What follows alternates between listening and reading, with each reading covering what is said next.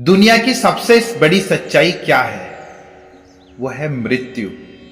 और सबसे बड़ा डर क्या है? वो है मृत्यु का डर।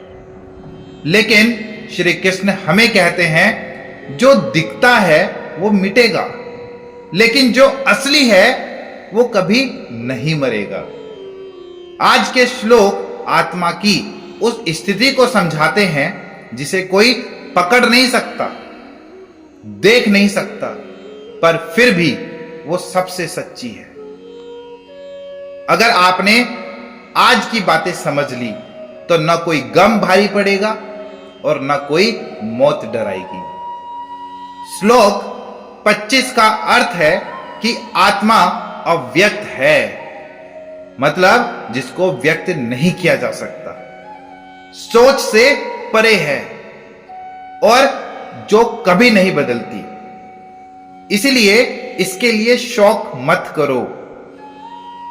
जब किसी की मृत्यु होती है हम कहते हैं अब वो नहीं रहे, पर क्या वो सच में नहीं रहे? श्री कृष्ण कहते हैं जो कभी प्रकट हुआ ही नहीं उसका अंत क्या होगा? जिसे तुम देख नहीं सकते वो कभी गया ही नहीं। श्लोक 26 का अर्थ है कि अगर तुम मानते भी हो कि आत्मा बार बार जन्म लेती है और मरती है, तब भी शोक मत करो। कई लोग कहते हैं मुझे नहीं पता आत्मा है या नहीं।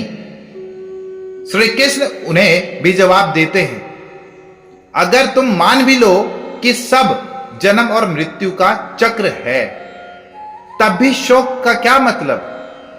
ये तो प्राकृतिक प्रक्रिया है।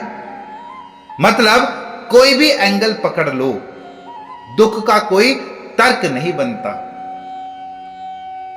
श्लोक 27 का अर्थ है कि जो जन्मा है उसकी मृत्यु निश्चित है और जो मरा है उसका दोबारा जन्म भी तय है। इसलिए ऐसी चीज के लिए दुख क्यों मनाना? हर इंसान जानता है कि मौत एक दिन आएगी। फिर भी जब किसी अपने की जाती है तो हम टूट जाते हैं। लेकिन श्री कृष्ण कहते हैं जो होना तय है उसके लिए टूटना क्यों? जैसे सूरज उगता है और ढलता है, ये नियम है, वैसे ही जीवन और मृत्यु ये भी तो नियम है।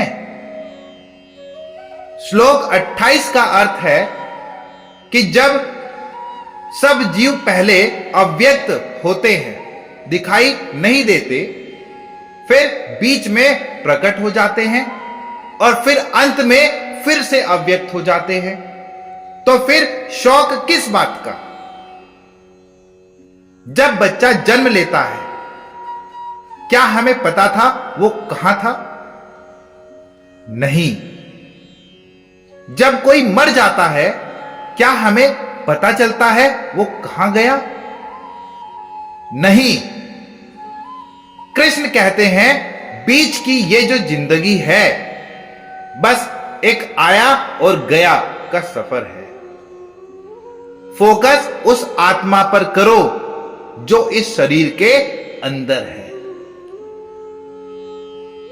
श्लोक नंबर 29 का अर्थ है कि कोई आत्मा को आश्चर्य की तरह देखता है, कोई आश्चर्य की तरह उसका वर्णन करता है, कोई आश्चर्य की तरह सुनता है और कोई सुनकर भी समझ नहीं पाता। आप भी सोच रहे होंगे ये आत्मा वात्मा सब थ्योरी ही तो है, और यही श्री कृष्ण भी कहते हैं आत्मा को समझना आसान नहीं है।